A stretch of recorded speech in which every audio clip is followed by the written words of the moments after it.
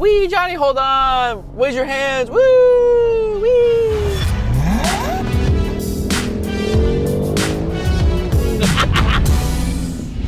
But I'm supposed to do the intro? Yeah, this is the intro, dude. Welcome to Car Talks with Nathan, ladies and gentlemen. This is where we drive a fun car and we talk. For those of you that are new and have never seen this, or maybe you don't even know who the heck I am, my name is Nathan. I've been doing YouTube for almost 13 years. I've grown multiple channels to over 10 million subscribers. And this is a show where Johnny's gonna ask me 3 questions. They can be about YouTube, business, success, mindset, whatever it is. And I'm gonna answer these questions to the best of my ability. This is a fun series that we've been doing on the channel and y'all have been loving it. We did jet talks in the past. Now we're back in the Lambo. Maybe we'll go back to the jet. Maybe we should go somewhere else. I don't know. Let us know like location ideas in the comment section. I thought going from a Lambo to a jet would be cool, but now I'm like, where do we go next? The moon? I don't know. I haven't figured it out yet, but Johnny. You ready, dude? Dude, what you got? Also, what's up, guys? I'm Johnny, for those of you that don't know me. Let me hit you with some car stuff real quick. Hold on. I just put this bad boy in Corsa mode. We're in the Urus Performante today. Performante. This thing's cool. Like, it's fast, it sounds good. I'm also getting a freaking back massage right now. So I can't complain, I really can't. This car is great, it does it all. You can get your friends in the back.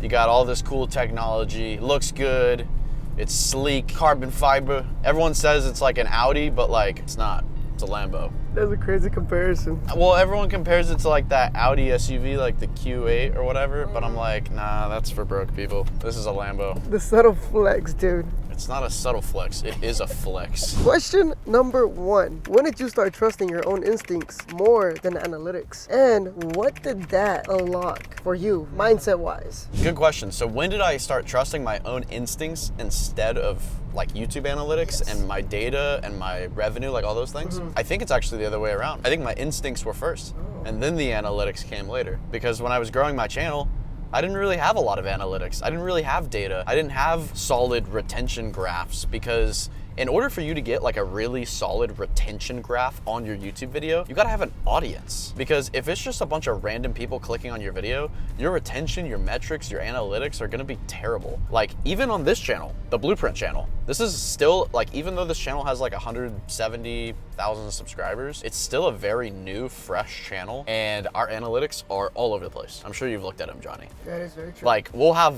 retention on one video that hits 50% and then the next video will be like 10 and we'll be like, what? But it's a new channel, it's a growing channel. This channel is finding its audience, it's finding its direction, so it's kind of just all over the place. So I think now I do trust my instinct, and then in the future, I will trust my data more once we discover the audience for it. You have to go after your instinct, dude, because that's where you can think of some of your most creative and best ideas is like your gut, your creative brain, your ability to try and invent an idea that you've always wanted to see someone do, but no one else did it, so you want to try to do it yourself. That's kind of what I did when I started my Minecraft channel. There was a lot of videos that I made in Minecraft that I didn't see other Minecrafters do, but I also wanted to just do it myself, like for fun. And those would be some of my greatest videos. It's kind of cool to see like firsthand how you treat different channels. Yeah. Because main vlog, you kind of like, yeah, it's analytic based, but then it comes to like Blueprint or Unbuildable, it's like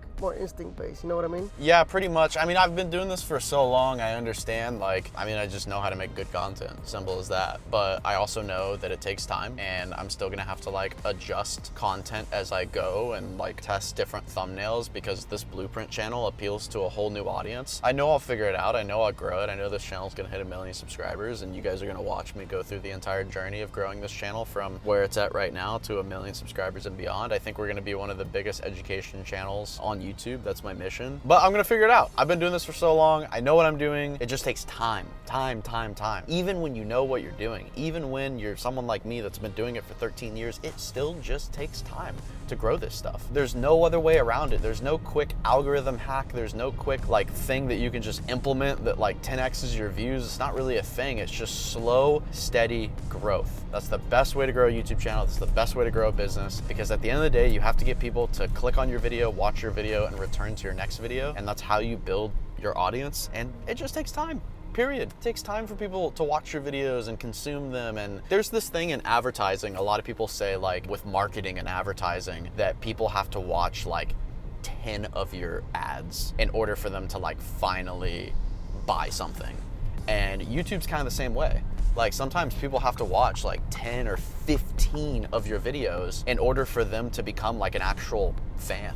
It all takes time. If you don't give up, you'll get there. When I was growing my YouTube channel from 0 to 1 million subscribers, one of the biggest problems I had was creativity. Being a content creator is all about being creative, but sometimes it's hard and ideas are messy, unorganized, all over the place. So that's why I developed Blueprint. Think of your Blueprint as your brain as a content creator. This is a place where you can store and organize all of your video ideas, your content calendar, your release dates, your filming dates, your video scripts, your thumbnails, all connected in one place. Me and my team built this as a tool that we could use for our YouTube channels, but now it's time to share it with the world. And the best part about it is that it's 100% free. You can make an account today, right now, using this link right here, or check the link in the top of the description. I promise you'll love it. There's a real question. The cat's out of the bag. You're getting older. I'm getting older. You're getting older. Yo, dude, don't talk about my hairline right now, dude. No, dude, I'm not talking about your hairline. I'm talking about your age. Since you're getting older, you get a lot more new interests now than the old content that you used to do. So how are you planning to outgrow Unspeakable without betraying what you've already built for the brand?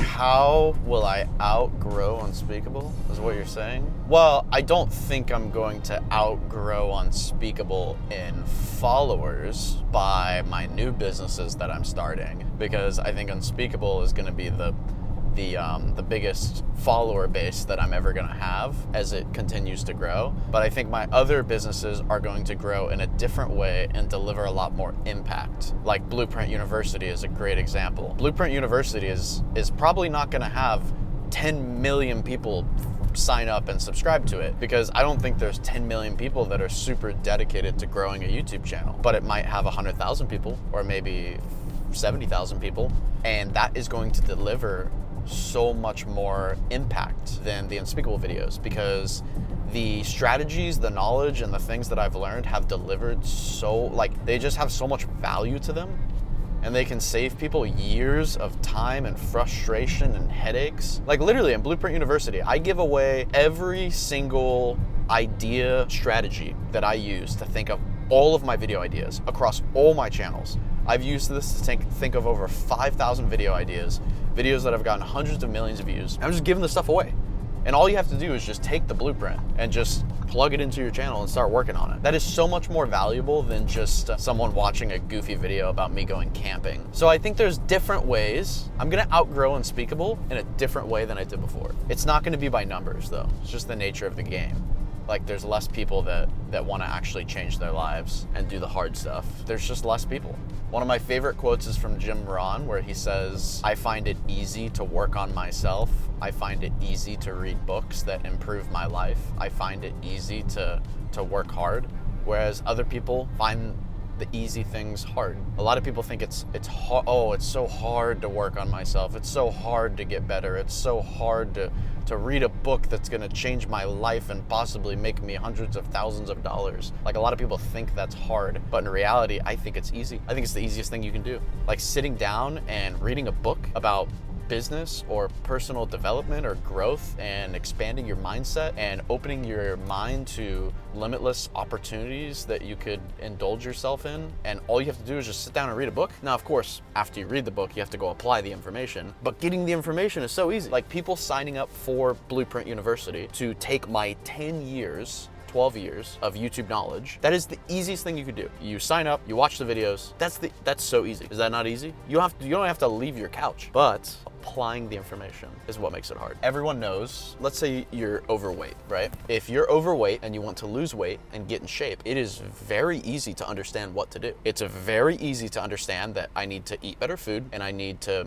move more and I need to go to the gym. That is so easy to understand. And every single person that's overweight that wants to lose weight understands that. But how hard is it to actually do it? Super hard, dude. Exactly. At the end of the day, that's what life is all about. If you can change your mindset and realize that the hard things in life are actually the easy things, I think you can win and crush anyone in front of you. Because a lot of people think this stuff is hard. I think it's easy. I think it's easy for me to grind, work super hard, build my future. I think that's easy. But a lot of people think it's hard because they see me working these 16-hour days, grinding, just pumping out content, I think it's easy. You just said that sometimes people, when they want to do stuff, it's kind of hard for them. So for anyone watching who feels stuck or like their ideas aren't really landing, what's one thing you did when you hit that? And what helped you gain that momentum back again? You're grinding, and then all of a sudden you get no more 1 out of 10s, and you felt like you were like just done, or like you felt like you weren't going to get another 1 out of 10. That, my friend, is just understanding the process. That's just part of the game. That's just part of the process. You think everything's gonna be smooth sailing? You're gonna get your sailboat in the ocean and you're gonna sail from Los Angeles all the way to Hawaii and everything's gonna be great, smooth. You're gonna relax, have a good time, eat a 5-course meal, sip caviar and champagne and not run into any problems. That's not life. There's no way. That's not life. You're gonna run into so many issues, so many ups and downs, so many failures. And the thing is you understand that once you start working hard. So it's like you get it. So if I worked hard and things were going great and then things started going downhill, I expected that. See, the problem is expectations.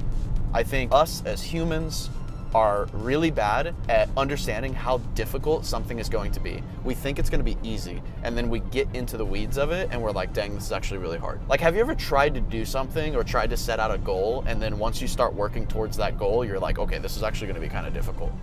Like, that's how everything is in life, at least how it was for me. Like, when I started YouTube, I was like, oh, I can hit 1,000 subscribers. That's easy. I just gotta make a bunch of videos. I'll hit 1,000 subscribers. And then I made like 82 videos, and I'm like, oh my God, I don't even have 100 subscribers yet, and I've made 82 videos over the past 6.5 months. It's gonna take me 4 years to get to 1,000 subscribers. Now, it didn't actually take that long, but I'm just saying, like, we're really bad at predicting the future and predicting how difficult things are gonna be, and I think it's all about expectations. So whatever expectation you have, I want you to 10x that and realize it's gonna be 10 times harder. So then when you do it in a much shorter time, you'll be very proud of yourself. It's kind of like the analogy, you know how when you go to a restaurant, a waiter's like, oh, it's gonna be 45 minutes. But they only say that to make you stay, to get you in like in 20 minutes. You're like, oh, that wasn't that bad. It's all about expectations. And then when that waiter says, hey, it's gonna be 45 minutes, but then your food comes out in 25, you're excited. Yeah. Right? Because they adjusted your expectations. A lot of businesses actually do that on purpose. They'll tell a customer something and then they'll deliver on something. It's called over-delivering and setting expectations. It's a very simple business practice, and it's one of the things that I like to focus on a lot in our businesses is like, if you set a certain expectation, you set a bar, then that consumer has that bar in mind, so that's what they're thinking about. And then if you deliver way above it or way before it or whatever, then you just over-delivered to your customer and you surprised them with value that they didn't think they were gonna get. Now, if you can figure out how to do that to yourself, then you can control your mindset and how you look at your expectations and your outcomes and your goals. Because every single goal I set, it's hard because you have to balance it because you want to have big goals, right? The problem is people put timelines on goals and then you never hit the timeline because you think it's going to be easier when in reality it's harder. So if you just adjusted the timeline, but then you hit it in a shorter time period, then you would surprise yourself and you'd be more excited about hitting the next goal. That's kind of what I'm getting at. Business, success, YouTube, relationships, it's all about your mindset. That's it. It's all in here. Everything. Even working out and going to the gym. Like, if you talk to any pro athlete, they'll say it's all in here. It's not in your muscles. It's all in your head. Everything. That's why I'm so big on mindset. I mean, bro, even when I did group coaching. So like, I did group coaching with a ton of creators last year.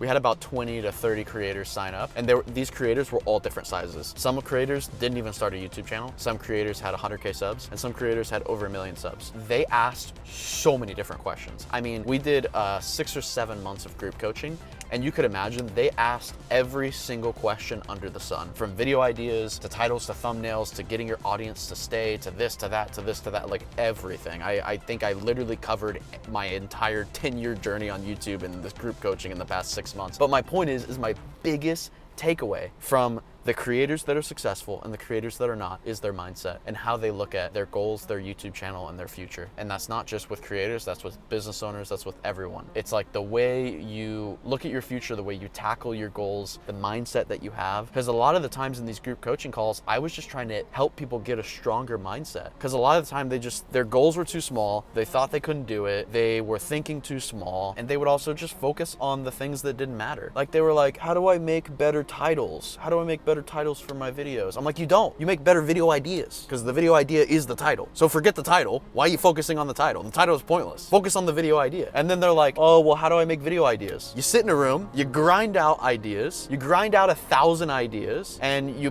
pick what you think the top 10% ideas are, and you go execute on all of those ideas. And then maybe 70% of those ideas fail, and you tweak and you adjust, and you do that over and over and over again, and you do it for 5.5 years, and then you come back and you look back and you realize, oh wow, I actually grew a channel to 100,000 subscribers. That's what I did. That's the blueprint, bro. That is the blueprint. Some people are built for it, some people aren't. The game, the process, the journey, how much hard work it takes to build something successful, all the weak people will get weeded out. So if you have worries about competition or any of this, the weak people will fall off. Like the amount of creators that I was making content alongside when I was growing my YouTube channel, none of them exist today. Literally, they're all gone. They all have different jobs, different places, different like careers, and I'm still here. You know what they say, you just gotta outlast the competition, bro. They'll all quit one day, most of them. Except you, dude. You're never gonna quit, dude. Dude, You're stuck here forever. My business, my YouTube channel, and everything that I've done the last 13 years have consumed me so much to a point where this is my entire life, and I don't think it will ever change. Because a lot of people think like, they're like, oh, like when is Unspeakable gonna retire? When is like that gonna happen? And like, sure, my YouTube channel might retire one day, but I will always be grinding. Like once you have that drive in you to build things and create success for other people, it's really hard to get that out of you. It took me like 5 years to build it inside of me. Once you have it, it's like a flame you can never put out. And that's the episode, dude. You'll be on the couch complaining, I'll be building. Put that in your bio. I just don't work with complainers, dude. There's a lot of stupid people in our comment section too that really just grind my gears. They're like, how do I make a good YouTube video? I'm like, and then I click on their channel and they've posted like 5 videos. What do you mean, how do you make a good YouTube channel? Make 500 videos first, and then you'll make a good YouTube video. That's it, bro. Let's do the outro. You're on a rant right now, dude. I can keep going, Johnny. Dude, I love that you're passionate about this, dude, but I'm very passionate about it because it angers me that people think it's so easy, especially when people look at my career and they see us like doing fun things and they're like, oh dude, you just build Lego houses and fill your house with packing peanuts and chase tornadoes and like you get hundreds of millions of views, like that's so easy. dude, Bro, you would not survive one day with me. You would not survive one day with me. You would quit by lunchtime. You would be like, this is too much. I don't know. And I've been doing it for like 12 years, running this hard, I run so hot every single week, even when things are going so smooth, things are beautiful, revenue's up, the team's killing it, there's problems everywhere. Whatever you see online is a beautiful portray of someone's life, and you'll never really understand how hard things are behind the scenes. Never. Hopefully that opens some perspective for you. If you want to be a YouTuber, my best advice for you is to subscribe to this channel, because I've been doing this for 13 years and it is literally my mission to give you guys all of my advice, strategies, knowledge in my brain so you guys can build a YouTube empire like myself. So definitely subscribe, and if not, if you don't subscribe, then maybe, I don't know. Good luck, I guess. You'll figure it out one day. Goodbye.